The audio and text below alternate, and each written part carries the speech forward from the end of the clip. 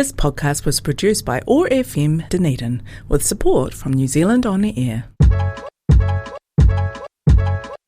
The Science Notes podcast on OAR FM Dunedin, brought to you by the Division of Sciences at the University of Otago. I'm Dave McMorrin. Over the next half hour, I'll be chatting with a graduate science student about their research, their passion for science, and the things that fuel their creativity.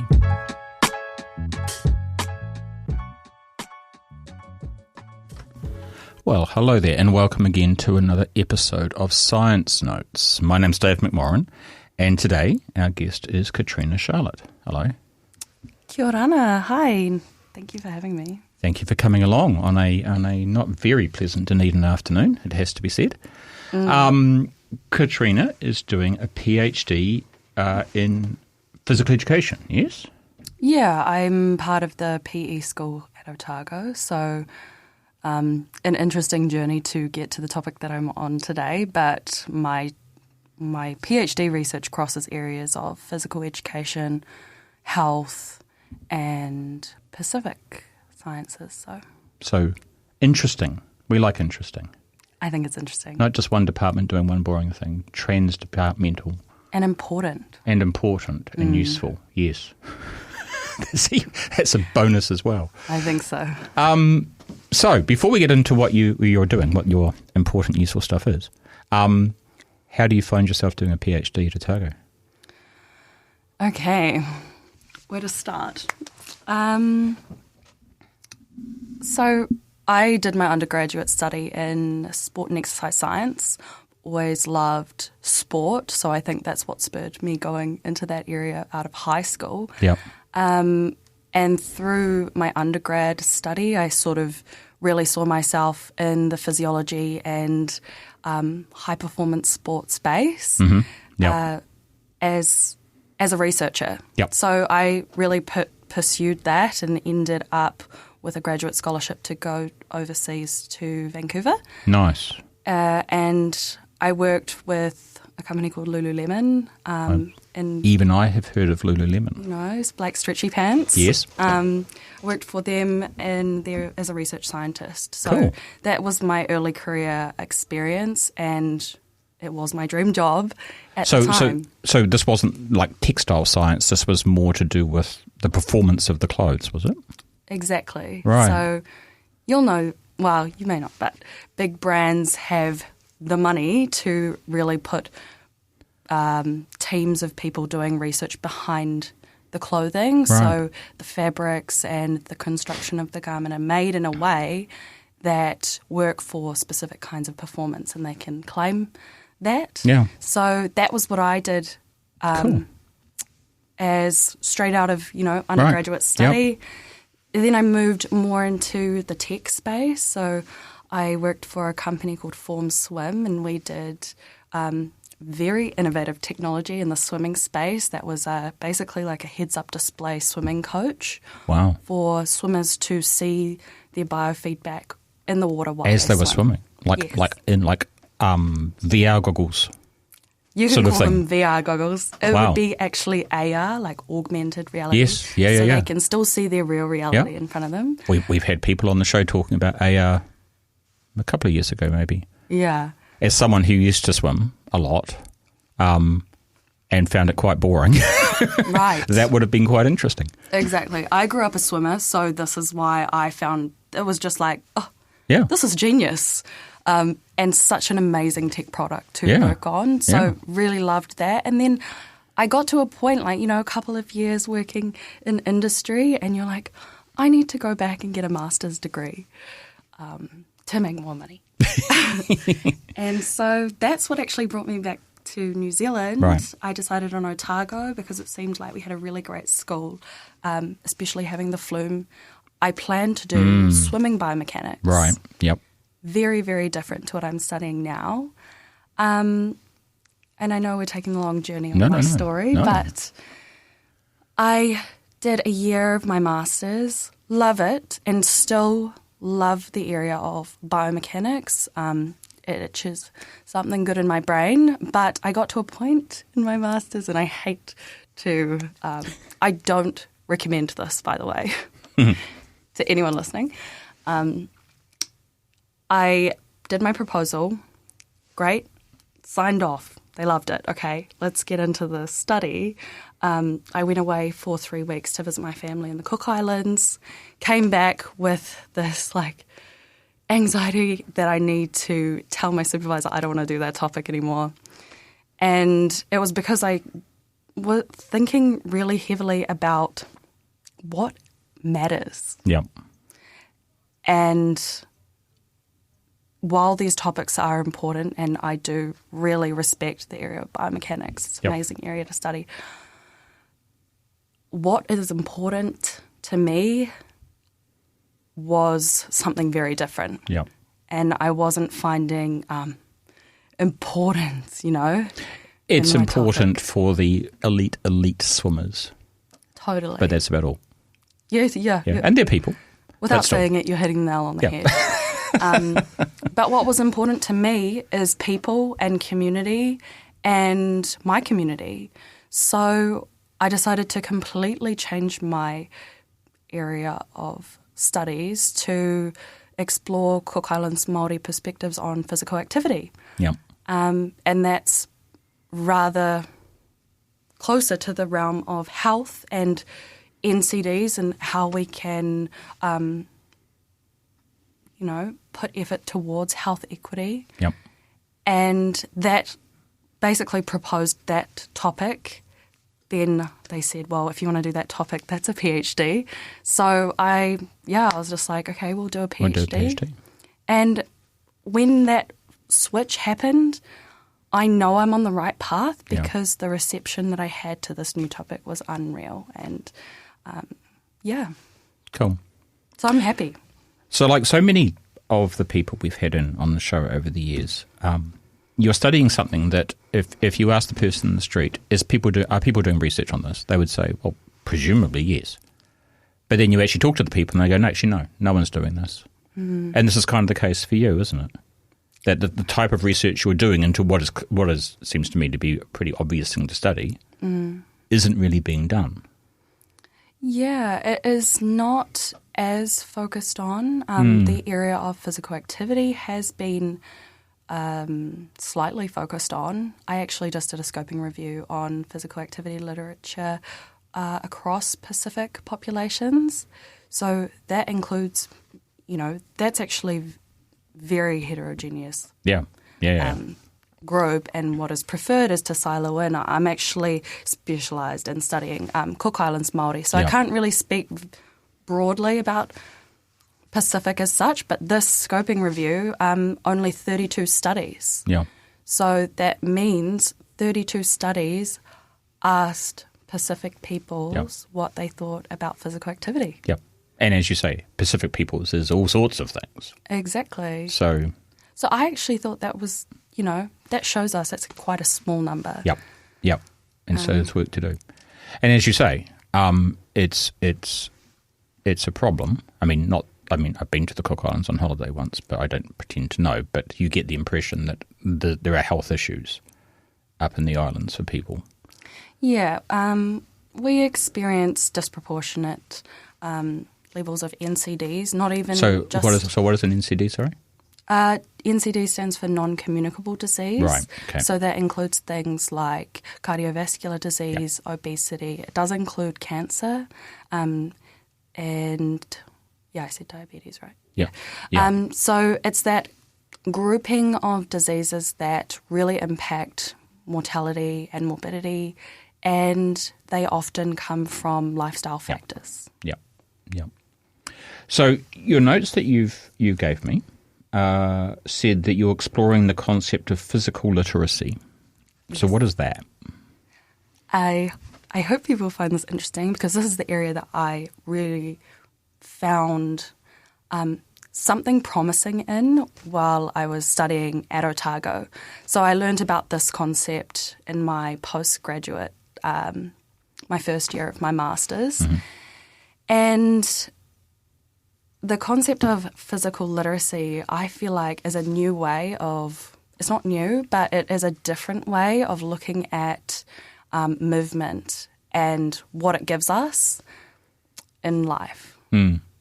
So So it's more focused on the why you should do things rather than what to do. Yeah, maybe I'll share the definition. Yeah. So the definition is also a contentious topic. People can't agree what the actual definition should be. But the one with the most consensus is the motivation, confidence, physical competence, knowledge and understanding to both value and take responsibility for your physical activities for life.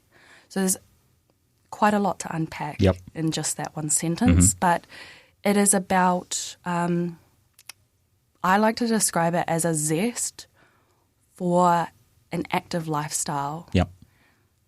Becoming a lifestyler might be another way to describe it. And I see it as promising for older generations as we grow out of, youth sport, and then there's like a hump when you go to university where people are still participating, but there's a real big drop-off in terms of physical activity. And then there's some uptake when you get into adulthood, but not if you didn't have a good experience when you were younger. Yeah. And it's an opportunity for development as you get basically into old age. And how does your activity translate and change? Yep. It's about inspiring that, inspiring that want. Yep, the want to want to have a physical lifestyle. Hang on, I had that in my head and now it's gone again. Exercise. Don't do exercise because you should, but because it's who you are. That's not something you do; it's something who you are. Exactly. That's what I was trying to say. Yes. I would say it's just part of talk about it. Yeah. And it's not just exercise. So exercise is something structured and it's something that you go and participate in, right? But physical activity is actually anything that moves the body. Yep.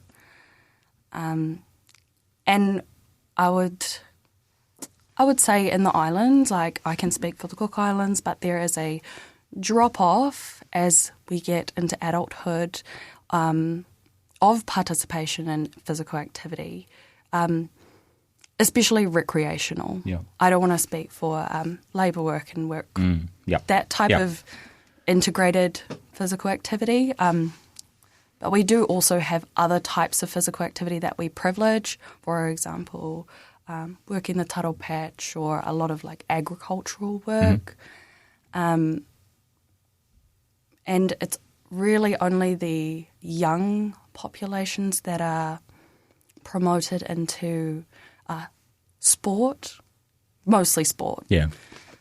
So how can we inspire this value for any type of physical movement? Because we know that we get more out of life when we move.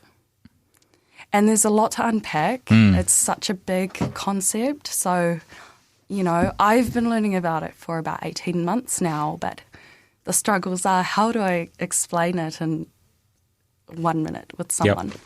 And then how do you go about doing something about it? Which, of course, I presumably is a big part of the PhD as well.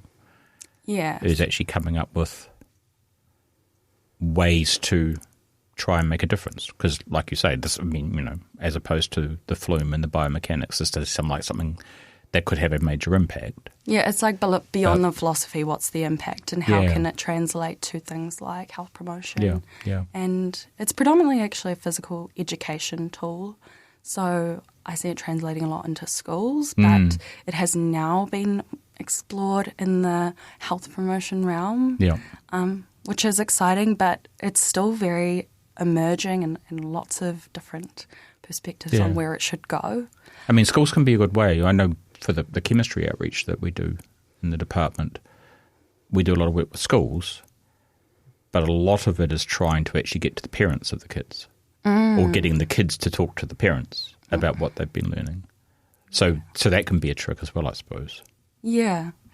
And a major part of my PhD is actually understanding that this concept has very Western roots, right? I think we have to acknowledge that. It has not been put in a Pacific worldview. Yep.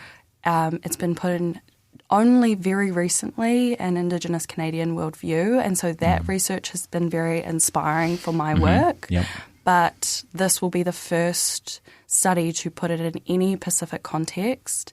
And so I hope that if it is I feel like there's some real promise with this idea of thinking about being physical for the Cook Islands, and hopefully by the end of my PhD we can be an example for the rest of Pacific and New Zealand. So there's nothing in New Zealand like this? No, because it's not yet culturally appropriate for this country. Right.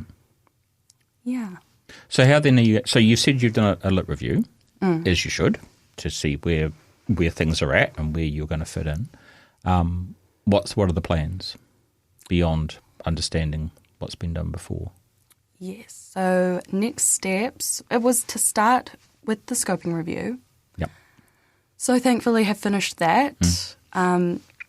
It is such a long process for anybody listening, but it's important. A really big feat. So I'm really proud of it. It's best to know now rather than when you're writing up and then you discover that someone else has already done half of what you've done. Oh, yes, you have to publish before somebody else does. That is a big part of it. And then the next study is qualitative research. So I'm conducting all my research in the Cook Islands, in Rarotonga and another island called Mangaya.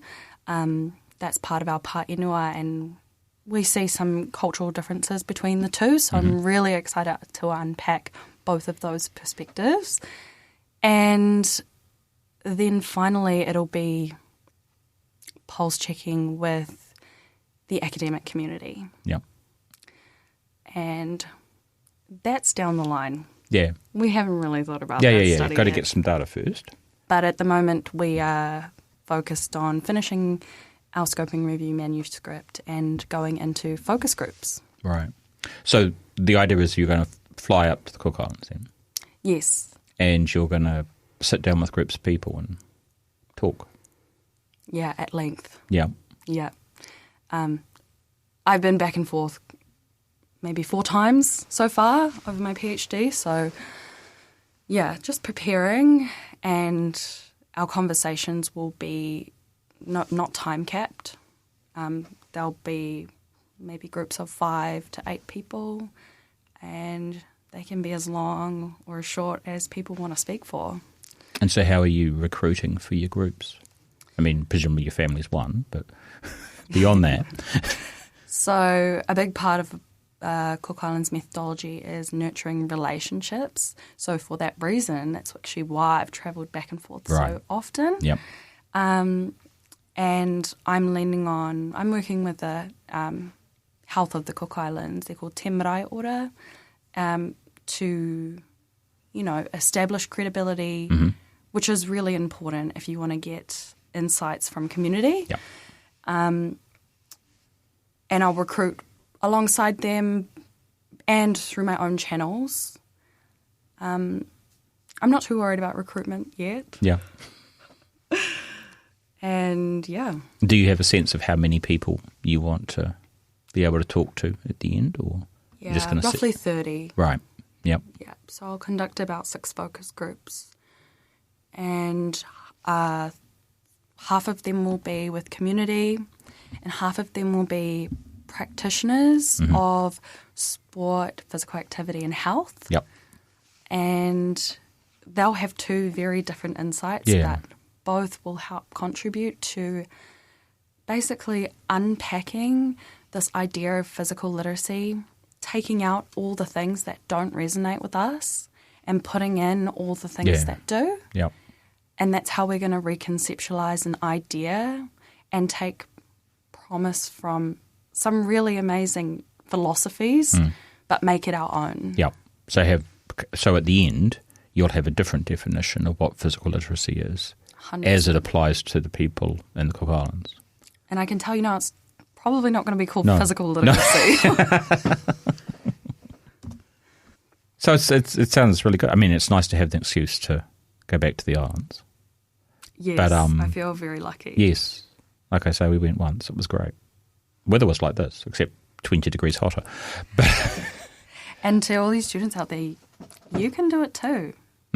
Pacific students, I really encourage you to do something for our communities. Yep. It's important. And you do need funding though. But yeah. And I mean, obviously you've been lucky with that to be able to have that funding to do the back and forward. Yeah. Yes, very lucky. So I'm very grateful to be on the HRC. Yeah. So how far through are you? You're about halfway through. Yes. You're 3 years. I'm halfway. Yeah. Hopefully not. It won't take longer than that, but yeah. And so focus groups for the next sort of year, and then all the writing up and stuff at the end. Yeah, we'll have focus groups. Our methodologies will be slightly more Cook Islands focused, so that lengthens the, I guess, time of data collection. We have something called the participatory feedback session, which is, in the focus group you gather insights, then you go away and you think about them, then you present them back. And then in that session you make sure people will come back, no, that's not what we meant, no, this, no, add this, and you go away and you come back. So that's sort of like an iterative approach to making sure we really understand the community's perspectives, because it's only my job to put together their words into the framework. That's the place I take in this scenario, is simply the worker, right? But also you're developing the methodology as appropriate to the group that you're looking at.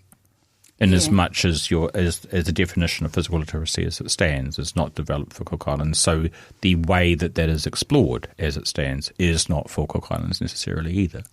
So the way that you're developing the methodology and the way that you're doing these focus groups in this way seems to me is part of the PhD. It's part of what the learnings that you're going to be writing up at the end, is that this is how we do it for this particular circumstance. Yeah, it is definitely a learning for me. Because I've grown up here in New Zealand and only had really one research paradigm that I've worked in until now. Yeah. I'm working now on a Cook Islands research paradigm, right? Yeah. So it is a learning process, but it's so, I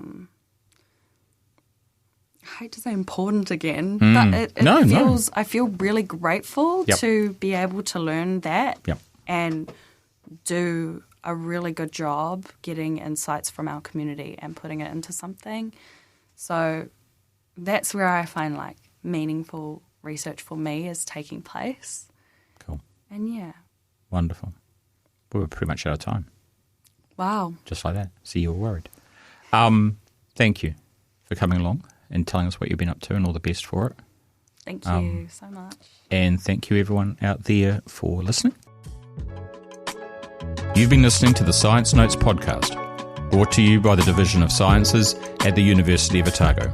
To listen again, or to find other episodes in this series, go to Otago Access Radio's website, oar.org.nz, or to your favourite podcast platform.